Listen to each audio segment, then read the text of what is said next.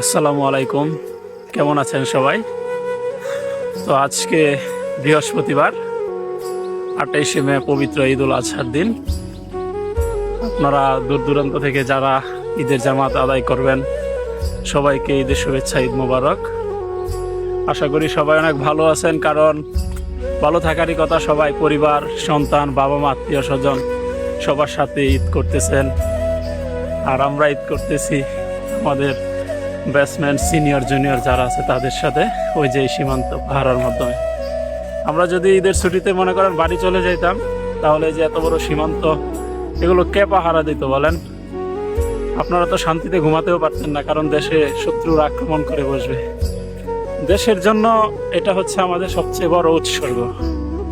আমরাও এটার জন্য কষ্ট পাই না, কারণ আমাদের জন্য একজন লোকও যদি দেশে শান্তিতে থাকতে পারে সেটা আমাদের জন্য অনেক কিছু। কারণ এই দেশের সেবা মানুষ চাইলেও করতে পারে না ভাই, কারণ হাজার হাজার লোক, লাখ লাখ লোক চায় যে দেশের সেবা করার জন্য, কিন্তু আল্লাহ যাকে কবুল করে তারাই পারে এই কাজটা করতে। সেই জন্য পরিবার, আত্মীয় স্বজন কেউ আমাদের কাছে নাই,